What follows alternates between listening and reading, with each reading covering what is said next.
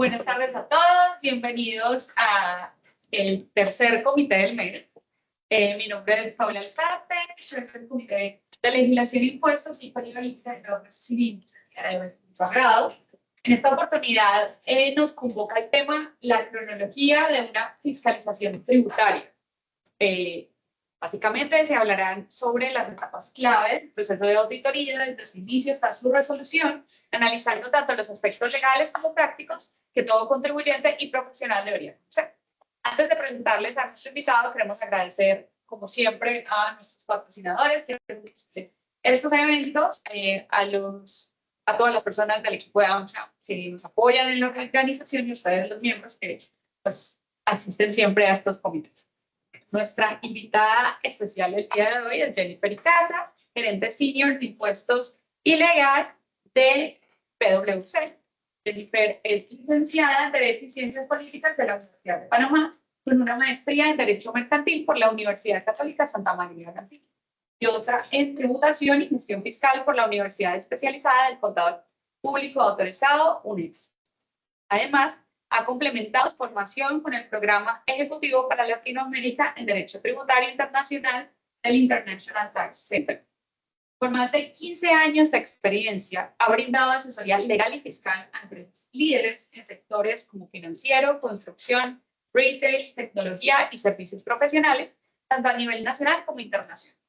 Su práctica se ha enfocado en derecho corporativo, planificación fiscal, reestructuración empresarial, fusiones, escisiones, incorporación a regímenes especiales. También ha gestionado asuntos en materia de derecho laboral, migratorio y propiedad intelectual. Destaca por su compromiso con la formación profesional, siendo instructora en programas de educación continua para diversas asociaciones profesionales, así como para PwC Academy, donde actualmente coordina el programa de formación para el área de impuestos y servicios legales. Asimismo, es miembro activo del Instituto Panameño de Tributaristas ISPAT y de la International Fiscal Association y Excepción Panamá.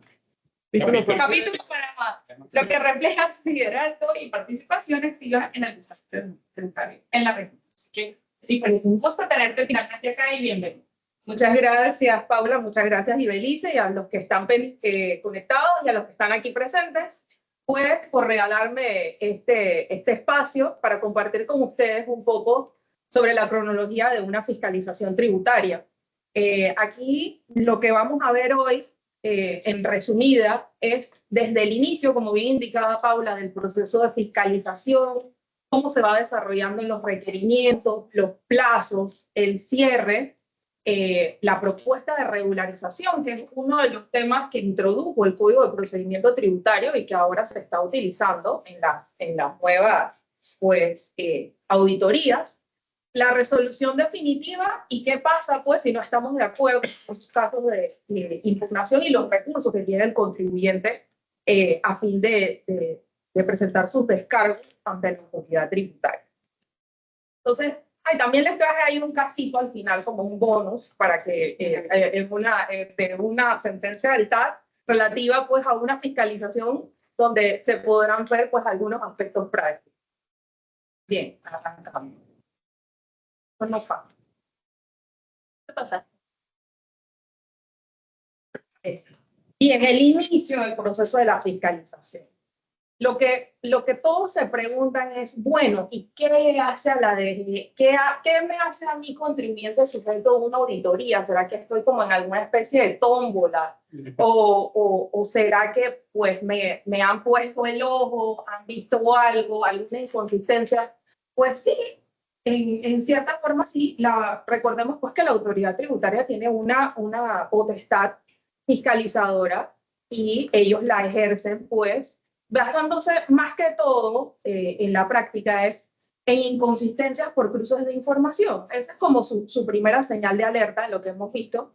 Sin embargo, también hay unos criterios objetivos de selección. Llámese esto, pues yo puedo tener alguna lista de contribuyentes de acuerdo a mi industria que yo quiero analizar cómo es su comportamiento, porque en realidad hay veces que se puede ver muy bonito, pero de fondo necesitamos indagar por qué entonces todo es tan formal y todo se ve tan bien. Entonces, en base a esos criterios, la autoridad tributaria pues selecciona a alguno de esos contribuyentes para iniciar este proceso de fiscalización. También ahí acoto, una fiscalización para un contribuyente no se debe ver como una alarma, el fin del mundo, es un proceso normal. Inclusive, las empresas también están sujetas a procesos de fiscalización internamente, por parte de los departamentos de auditoría interna. Entonces, por lo tanto, se debe ver pues como un proceso que es parte del negocio. Y no se debe ver tal vez con apatía o con malos ojos, sino fluir de acuerdo a los requerimientos y basándose al procedimiento legal. Bien, entonces ya después que se delimita el contribuyente, le va a llegar pues una notificación del inicio de esa fiscalización. Estas auditorías pueden ser generales o integrales totales o basarse en un tributo específico. Entonces, esta notificación del inicio de la fiscalización, sí va a estar bien fundamentada en un documento que obviamente deberá contener el alcance, como ya les he mencionado, si va a ser integral, si va a ser específica, el detalle de los tributos y los periodos, y esto es súper importante, el detalle de los tributos. Si la autoridad me indica que va a fiscalizar, por darles un ejemplo, ITBMS, debe centrarse en eso. Nosotros no deberíamos procurar que estén revisando otro tipo de impuesto porque su objetivo solamente se delimitó para ese tributo y para estos periodos determinados. Y en la parte de los periodos, anotar también el tema de la prescripción, que es súper importante. Entonces, la autoridad no debería realizar fiscalizaciones sobre periodos que están prescritos.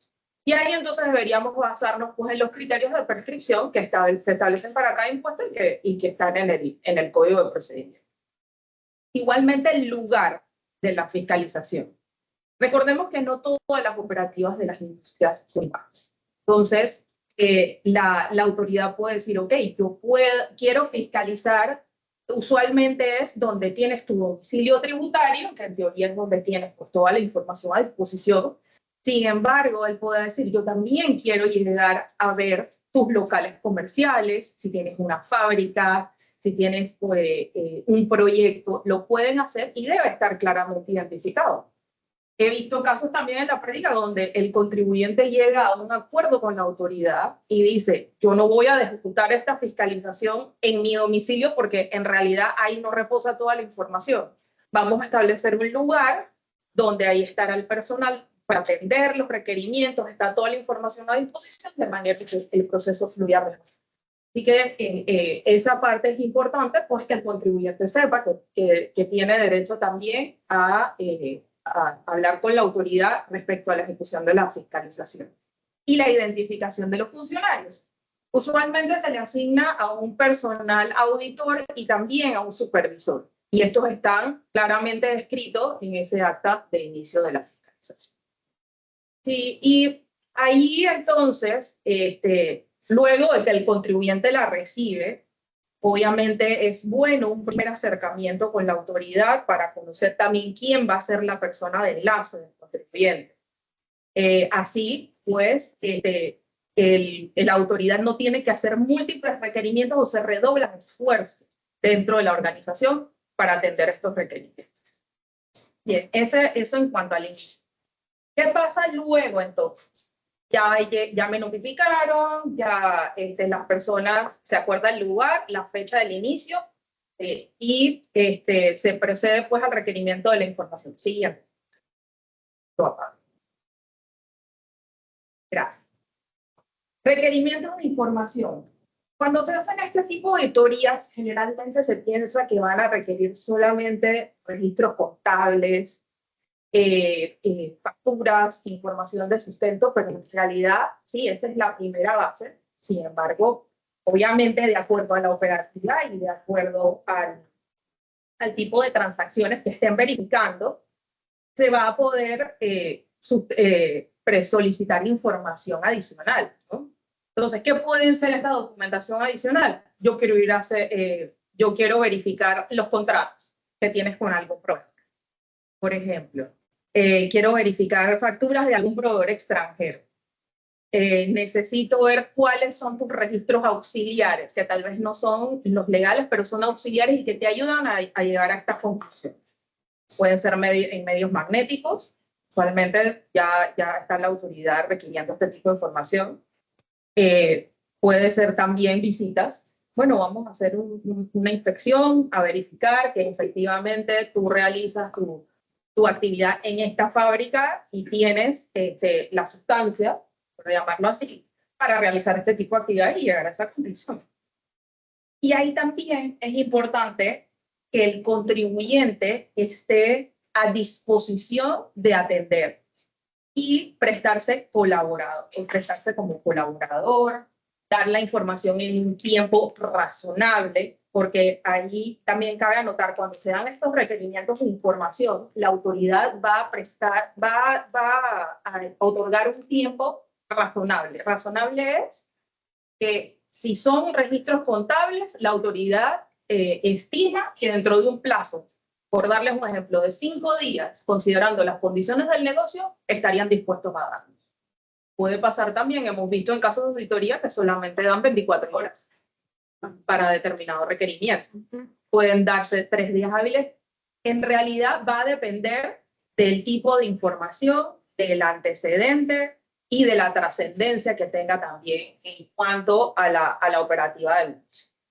En ese sentido también es importante el deber de confidencialidad del funcionario que atiende.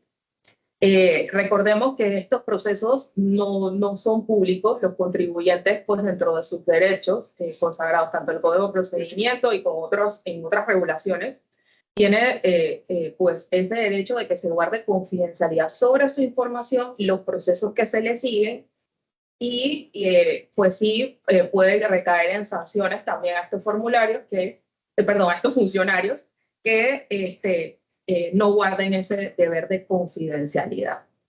Y sobre todo lo vemos en contribuyentes donde se les está haciendo auditorías y son contribuyentes con un alto perfil, o son grandes contribuyentes, donde este tipo de cosas, que a pesar de que al final no lleven a ninguna conclusión, ya entonces afecta en cierta forma su reputación.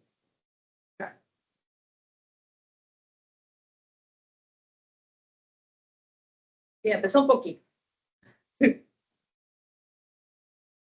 Bueno, siempre nos preguntamos, ¿cuánto tiempo va a durar esto? Voy a tener yo al funcionario de la DGI en mi oficina, en el lugar donde destine, o intercambiándonos correos, porque hay fiscalizaciones que son requerimientos de información vía correo electrónico donde no necesariamente tienen que haber visitas presenciales.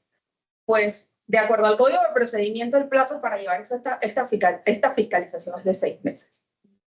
Claro, hay excepciones y son claramente establecidas, como es el caso de la complejidad. Si ya se vislumbra que es un negocio complejo, donde parte de la información no puede recabarse en un corto plazo y demás, este periodo puede extenderse. También, si se vislumbra que el contribuyente está haciendo algún tipo de ocultamiento de información o no quiera o no la aporta en un plazo razonable. Porque puede pasar, hay contribuyentes de mala fe que simplemente conocen el término y dilatan, y al final dicen, pues no, ya pasaron los 6 meses, no has llegado a ninguna conclusión y entonces tienes que cerrarla. Entonces, si es mala fe, obviamente, y puede comprobarse, inclusive hasta el contribuyente puede ser sujeto a una sanción por dilatar este tipo de procesos. Así que esa puede ser también una excepción. Y en casos específicos de fiscalizaciones de precios de transferencia o de tributación internacional, obviamente porque al ser operaciones transfronterizas, la información muchas veces consta donde el proveedor o donde el otro sujeto obligado, y que trasladarla, enviarla, oficios y demás puede tardar considerablemente, se puede extender hasta 6 meses adicionales. Y bien, de esta misma manera,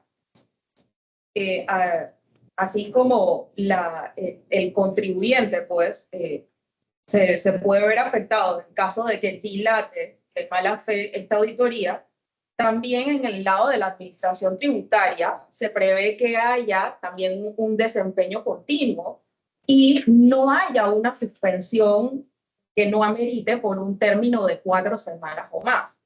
ya que si hay un lapsus de suspensión de 4 semanas y no son imputables al contribuyente, esto podría caer pues en la caducidad, ya sea de oficio, o sea, la misma autoridad dé por cerrada la auditoría, o bien a solicitud del contribuyente, y por ende este expediente quedaría archivado.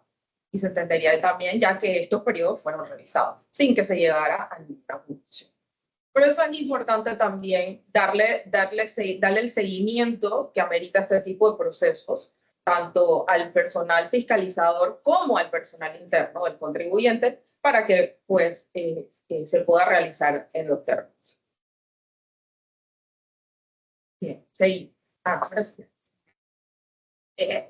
Soy yo entonces.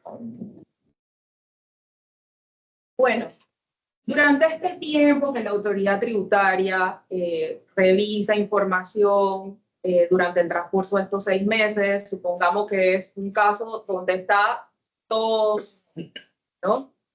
Y que no ha habido ningún tipo de problemas en ese proveer de información, pues ambas partes, luego de que la autoridad tributaria llega pues a sus conclusiones, realiza sus informes y demás, documenta lo que es un acta de cierre de la fiscalización, donde esta acta pues se le cita al contribuyente junto con los funcionarios que tuvieron a cargo de este trámite y pues se le presenta al contribuyente las conclusiones.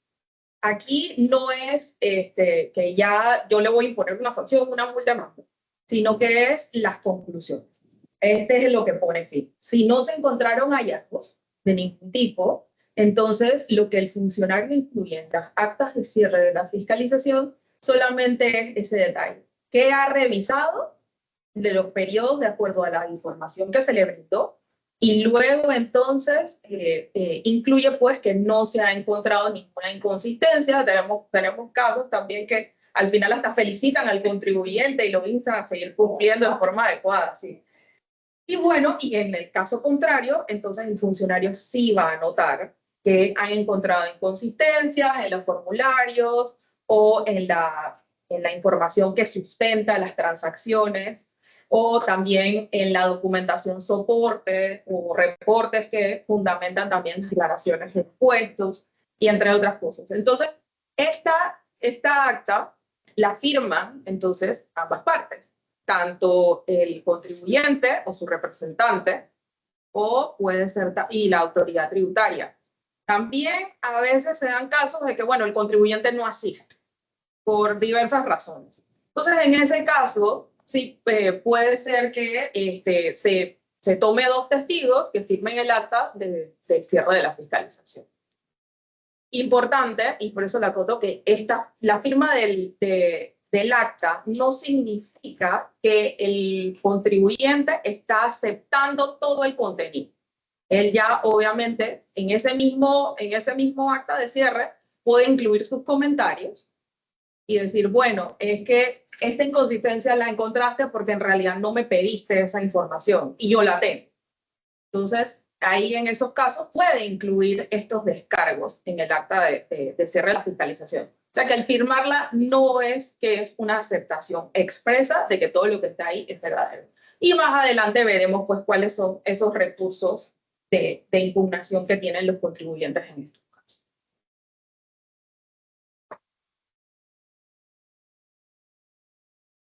Esto es algo que resulta novedoso pues, en el Código de Procedimiento y es la propuesta de regularización.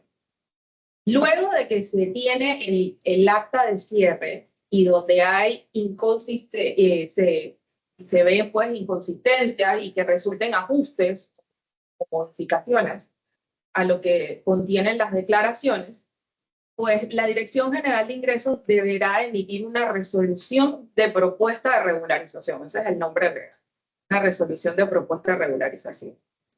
Entonces, ¿esto para qué se hace? Precisamente es para que el contribuyente voluntariamente cumpla con el ajuste o con las inconsistencias, o sea, regularice pues esas inconsistencias detectadas y que le resultan pues en un alcance, costos a pagar.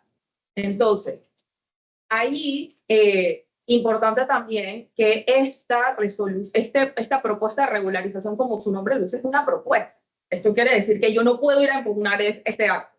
Simplemente es un paso previo, precisamente para no tener que irnos pues a la fase límite. Y se le ha dado la oportunidad al contribuyente que dentro de los 10 días se pronuncie en una nota simple, porque la misma normativa lo dice, es una nota simple, donde el contribuyente, si es una persona natural, el mismo, o el representante, en caso de ser una persona jurídica, la firma y dice, ok, estoy conforme con lo que me has dicho, voy a regularizar, o bien dice, estoy conforme pero parcialmente. Estos puntos los puedo aceptar, estos otros puntos en realidad no los acepto. Y ahí entonces muestra su conformidad, disconformidad total, parcial, o sea, de acuerdo a como lo proponga la autoridad. Y dentro de los 3 días siguientes, de 10 días siguientes, perdón, entonces deberá presentárselo a la autoridad.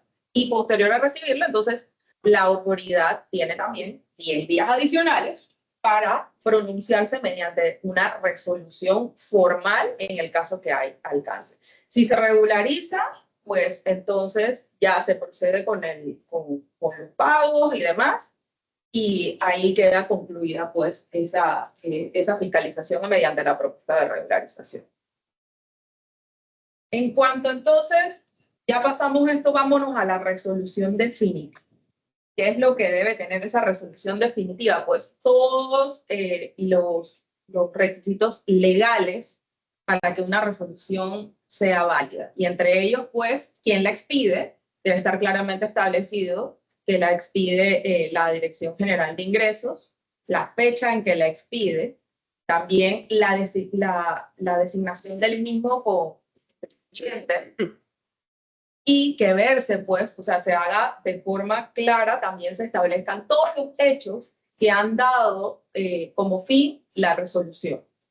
Esto es que se inicia un proceso de auditoría, muchas incluyen también todo el cronograma de los requerimientos de información, sobre todo aquella relevante a efectos del alcance, y pues esta cronología se establece en la parte emotiva, y luego se entiende pues una parte resolutiva, que es donde se llega a la conclusión de hacer un alcance, se le impone una sanción en base pues, a las normas legales y todos los hechos transcurridos durante el proceso. Esta resolución también debe contener, a pesar de que ya están dispuestos legalmente, los recursos y los tiempos que tiene derecho el contribuyente para defenderse. Debe estar de manera expresa. Y al final la firma pues el formulario, el funcionario que dicta el acto. Como ven, es una resolución tal cual como se haría de forma legal para una petición y demás, cumple con los mismos requisitos, solo que anotar pues que estas formalidades son clave a efectos de los siguientes pasos, que son pues los recursos de impugnaciones. Si el contribuyente pues no decide que no quiere impugnar, está en su derecho, solamente entonces una vez queda en firme esta resolución, ya sea porque el contribuyente se allane directamente al momento de la notificación o bien espere los 15 días para que esté en firme, pues se procede con el pago y aquí entonces termina. Esta resolución tiene que notificarse y aquí le cito claramente lo que establece el artículo 101 del Código de Procedimiento Tributario en cuanto a las notificaciones. Y lo traje precisamente porque hasta el año pasado todavía estaban circulando algunas resoluciones donde hacían referencia a aquella resolución que amparaba que si yo notificaba vía electrónica tenía 5 días para que se declarara en firme y demás. Y bueno, ahí también habían inconsistencias porque justo en ese momento ya comenzaba a regir el Código de Procedimiento Tributario, donde este artículo ya estaba pues en plena vigencia, y se entiende pues que estas resoluciones se notifican al correo electrónico del contribuyente que aparece registrado como su domicilio tributario electrónico.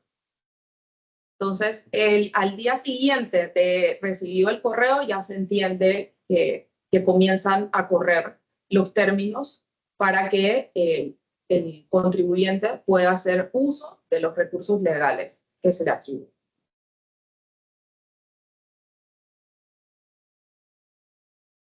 Bien, entonces, ¿y qué puedo hacer ahora que no estoy conforme o el proceso de auditoría tal vez tuvo algún vicio o demás? Pues la legislación tributaria dispone pues de que dentro de los 15 días hábiles siguientes se puede presentar un recurso de reconsideración que es ante la misma autoridad tributaria. En este recurso de reconsideración, pues se exponen claramente a través de un apoderado legal, porque ya a partir de este momento, cuando vamos a la esfera de recursos, necesitamos estar acompañados de un apoderado legal. Se presenta el recurso con todo el caudal probatorio que se estime conveniente y con todas las formalidades para que la Dirección General de Ingresos pues, pueda, como su nombre lo dice, reconsiderar su decisión en base al cierre de la auditoría. También, si en esta etapa no resultare también favorable y resultare una confirmación del alcance para el contribuyente, podría acudir entonces al Tribunal Administrativo Tributario a través de un recurso de apelación. Igual para esto tiene 15 días luego de notificada la resolución que pone fin a la reconsideración.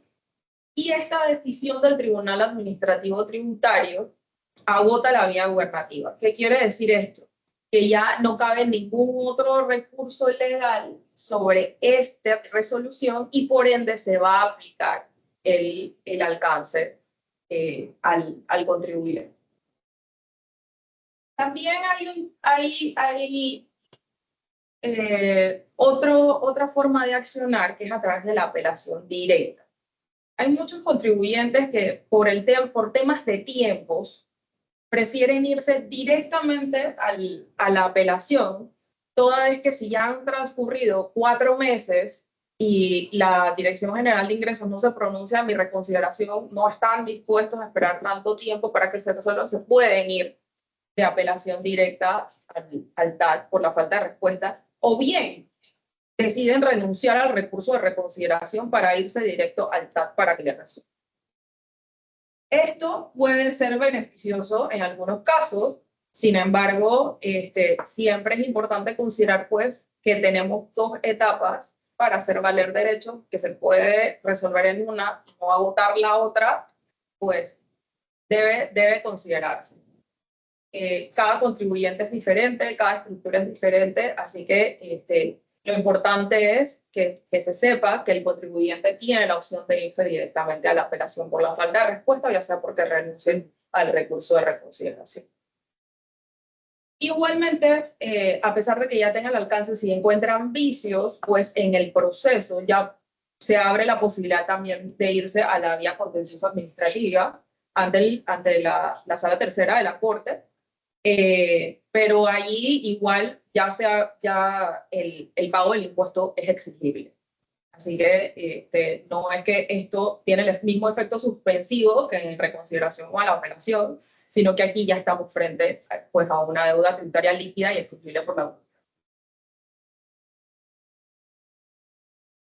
Bien, ya que hemos visto todo el recorrido y toda esa cronología, esta es una resolución del TAT que descargamos. Estas resoluciones son públicas, se pueden descargar desde el sitio del TAT, donde hubo una liquidación adicional de impuestos sobre la renta a un contribuyente por producto de una fiscalización por cruces de información. Entonces, el contribuyente se le dice pues que no proporcionó, cuando se le solicitó en el recurso de reconsideración como prueba, las facturas y todos los documentos de sustento, pero alegó fue que durante el proceso de la auditoría ya ellos habían entregado toda esta documentación a la autoridad tributaria. Entonces, que ya no la tenían, se la entregaron en original. Entonces, no pudieron defenderse en la instancia del TAT y lo que aportaron fue en su momento tal vez otros documentos, estados de cuenta, documentos que en realidad no tenían ese valor probatorio o no cumplían con las formalidades. Entonces, esto hizo que que el Tribunal Administrativo Tributario pues confirmara la resolución de primera instancia. Y se los traje aquí más gráfico porque este caso tiene unos temas importantes, y es que la fiscalización comienza desde el 2017 aproximadamente. Miren, se desconoce porque en la resolución no dice cuánto tiempo duró la fiscalización. Empezamos hoy. Pero la resolución original se expidió en el 2018. Imagínense cuánto duró. Se expide esa resolución, pero esta resolución la notifican 2 veces. Una a través de edicto. Ya ahí vemos con la inconsistencia. La primera a través de un edicto en el 2019, pero el contribuyente logra darse cuenta y presenta su recurso de reconsideración. Ahí comienza a dormir ese recurso en la Dirección General de Ingresos. Después viene la pandemia, porque esto fue 2019. Viene la pandemia, queda eso ahí. Y en el 2021, el contribuyente recibe un correo electrónico notificándole la misma resolución del 2019. ¿Qué hace el contribuyente? Vuelve y recurre. Porque en realidad él desconoce qué ha pasado con su primera reconsideración, así que prefiere, vamos, y aunque presentemos la misma, bueno, presentamos otro recurso de reconsideración. Ya vamos por el 2021 y desde un proceso de fiscalización que comenzó en el 2017. Viene entonces la autoridad tributaria y se pronuncia del recurso de reconsideración, el primero, en el 2023. En ese recurso de reconsideración, como bien indicamos, la autoridad dice que no se le presenta la documentación porque ya se tenía, y el contribuyente decide presentar ese recurso de apelación, junio del 23. Se admite en el TAT en noviembre, se abre una fase de pruebas y alegatos en enero del 24, se presentan alegatos finales en febrero del 24 y la resolución del TAT aparece en octubre del 2024. ¿Cuántos años llevamos ya en este proceso de fiscalización? Y yo creo que este caso no es el único. Yo creo que es una muestra, salvo el tema de la doble notificación y el doble recurso, que es bastante común. Entonces, esto es lo que ha venido a que en un principio pues ya se traten de velar por las garantías del contribuyente a través del Código de Procedimiento, y a que veamos pues la importancia de atender oportunamente y correctamente el proceso de fiscalización. Porque aquí, hasta la resolución del TAT, desconocemos si el contribuyente decidió irse a la Corte Suprema, pero si decide irse a la Corte Suprema de Justicia, ese expediente todavía debe estar ahí. Sí. Porque esto fue octubre del 2024. Entonces, sí, lo consideramos relevante y por eso lo traímos de forma gráfica, porque es una fiscalización que pasó por todos los escenarios y con sus altibajos, o sea, con sus oportunidades de mejora en cuanto a procedimiento, en cuanto también al contribuyente en la manera en cómo proporciona la información y la importancia que le da a los requerimientos. Así que yo creo que es un caso de estudio. Los que tengan oportunidad, está aquí otra vez las referencias, se las pongo. Esa es la resolución del TAT, la pueden descargar. Y es relativamente nueva, es del 2024. Entonces, abro el espacio para las preguntas que tengan los que me acompañan hoy aquí y también los que están conectados, si tenemos algunas. Bueno, gracias Jenny por tu presentación. Definitivamente cada caso es único. Tengo 2 preguntas específicas. Cuando estoy en la etapa de la resolución de regularización voluntaria, creo que le llamaste así, ahí no hablaste de plazos, es decir, el contribuyente está de acuerdo con regularizarse, supongamos que está de acuerdo con el 100% de las observaciones de la DGI, le dice a la DGI que está de acuerdo y entonces empieza a regularizarse, pero cuando la DGI mide si cumplió o no esa regularización voluntaria. 10 días. 10 días tienes para aceptar y ellos tienen 10 días entonces para emitir su resolución o cargar lo que tengan que hacer en la cuenta corriente hábiles. Ah, pero 10 días tienen para Justamente. para regularizar todo lo que ellos encontraron mal o... Exacto, para Ok. dar la instrucción. Ah, listo. Y la otra pregunta, la otra pregunta es, bueno, en tu experiencia, no todos vemos recursos todos los días.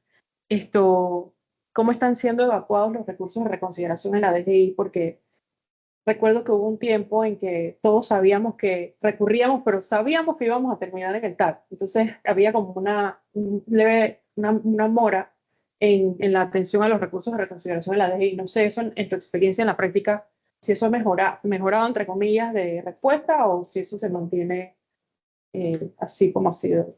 Mira, en la experiencia la mora continúa, pero tengo que reconocer que la DGI está haciendo un esfuerzo en su departamento de litigios para evacuar muchos expedientes que habían quedado rezagados. Ok. Entonces, si lo podemos ver, sí, no es un tema de los tiempos que establece el código para darme respuesta, pero sí por lo menos se ve que han sido un poco más ágiles, inclusive en las que tienen plazos específicos, temas CAIR. O sea, Una no prioridad.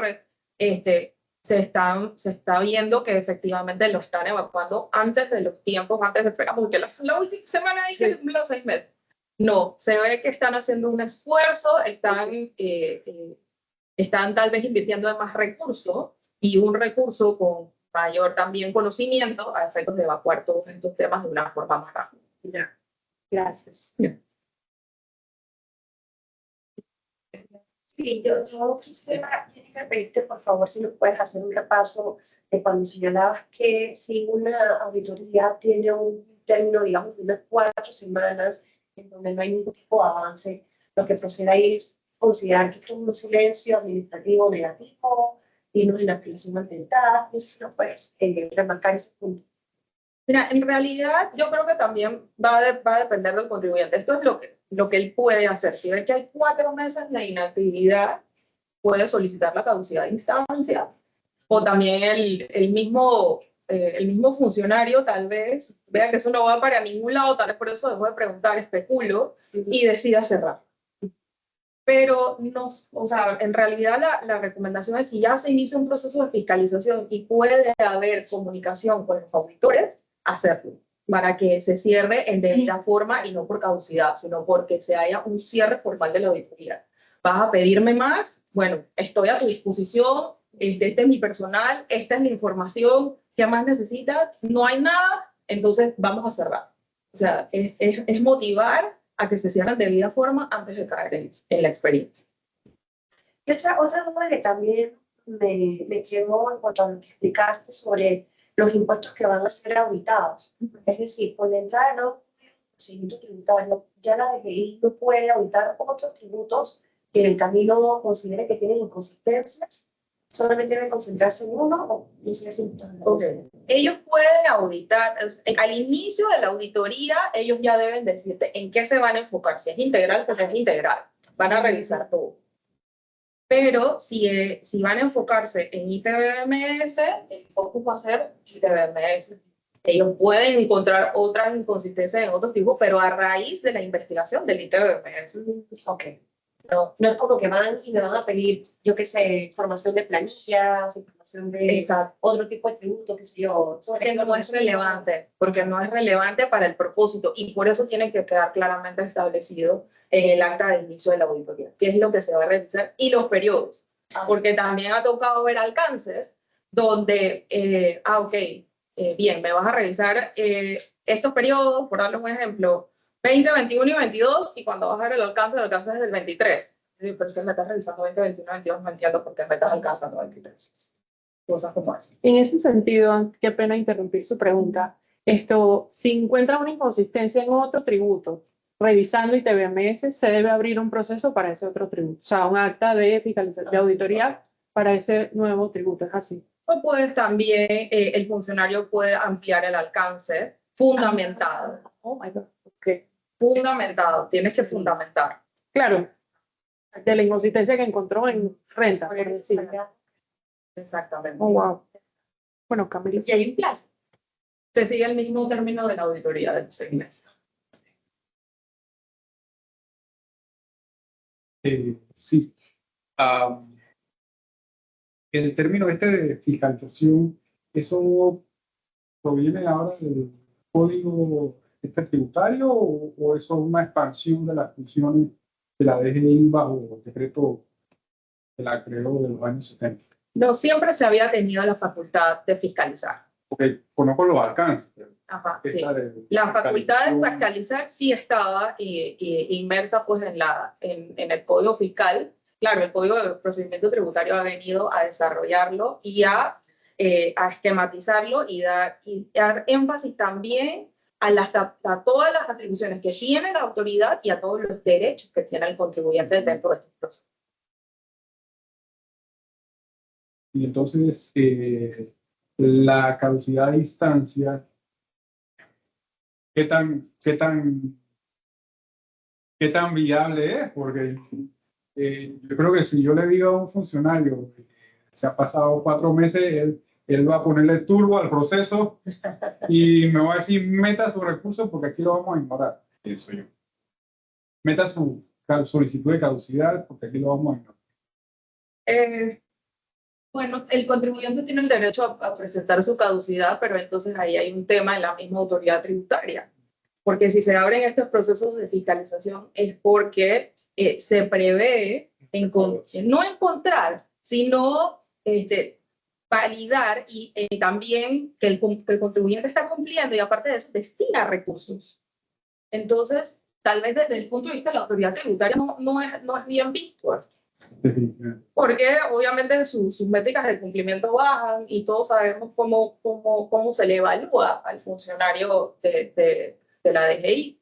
Entonces, por eso es que, reitero, como le indicaba Ibelice, esa comunicación entre la autoridad tributaria y el contribuyente, a efectos pues de que este tipo de procesos sean considerados como algo normal. O sea, no que sean frecuentes, pero que en caso de que nos encontremos frente a uno, se deba llevar de la forma más normal posible, en comunicación y en colaboración. Y un punto importante, para este tipo de procesos siempre recomendamos acompañarse del asesor fiscal.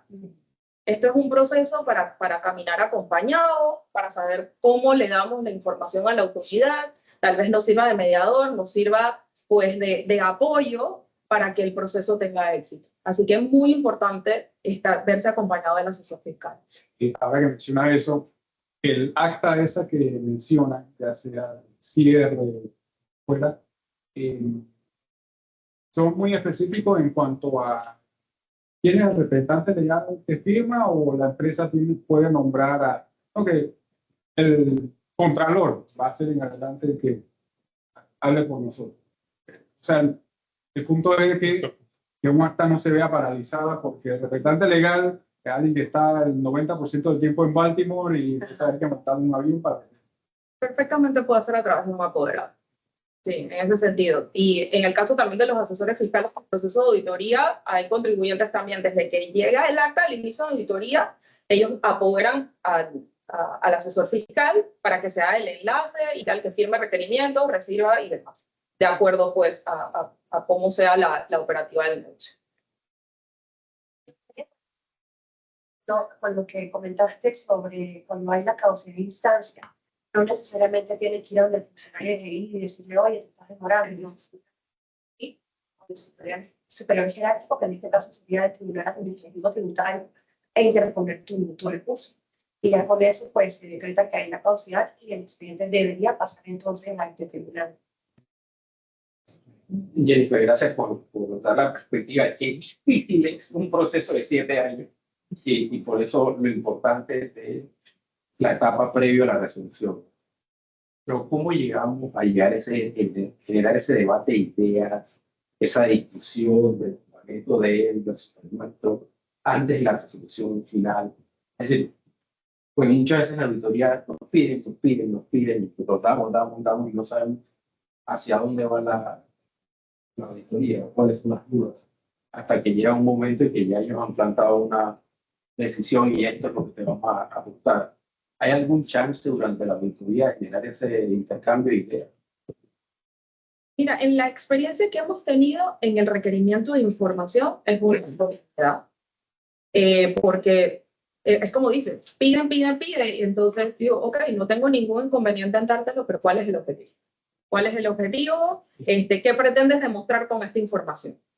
Usualmente, cuando se le cuestiona al equipo fiscalizador, han tenido buena disposición en explicar.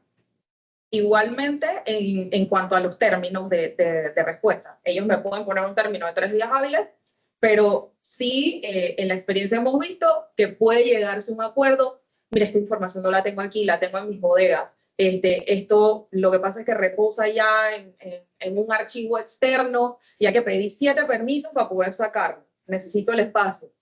Han dado apertura. Entonces, yo creo que en esa parte, en los requerimientos de información, es una buena oportunidad para ese intercambio de ideas. No tiene que ser solo por correo electrónico, puede ser también en visita. Se puede llegar también a reuniones de acuerdo al objetivo de la auditoría, sobre todo si son integrales, que son las más pesadas. Llegar, pues, vamos a hacer reuniones de coordinación, sino como de estatus, de avances, una vez a la semana, por dar un ejemplo, o cada 2 semanas se establecen pues sesiones entre el equipo fiscalizador y los enlaces del contribuyente. Eso lo hemos visto más en auditorías integrales que en las otras, que son un poco más sencillas, porque también ya la autoridad tiene forma de hacer todos los cruces. Ya ellos cruzan renta con ITBMS, con informe de compra, con informe de venta, con todo lo, o sea, nosotros como el 930, o todo. Y ahora factura electrónica. Exacto. Entonces, ellos ya tienen insumos, ellos van a buscar más soporte, que es lo que usualmente hemos visto que piden, aparte bueno, los balances, estados financieros, bueno, también auxiliares de cierto tipo, como el de activo fijo, que usualmente son más complejos de acuerdo al tipo de negocio. Entonces, ese tipo de cosas piden, van más orientados a soportes. Si van a auditar temas de dividendos, las actas, cosas como esa. Si estoy usando parte del complementario, donde es tu auxiliar, donde llevas pues el comportamiento de ese complementario para verificar si agotaste los dividendos como debe ser, entre otras cosas. Pero sí hay espacio. Igualmente al final, en el acta de regularización o en el acta de cierre, también hay espacio para que quede constancia de que el contribuyente no está conforme. O, bueno, tal cosa me estás anotando, pero recuerda que yo en este momento, bueno, yo te di esta información y tal vez tú no la evaluaste, no te llegó. Pero sí hay bastante espacio. Y yo creo que buena voluntad de parte de los fiscalizadores, por lo menos en los casos en que he podido. ¿Alguien más de pronto algún comentario? Bueno, con esto agradecer, obviamente, a Jennifer por haber venido a compartir esta información tan clara y detallada, a ustedes por sus comentarios que hacen más nutrido el comité y a todos los que nos acompañaron.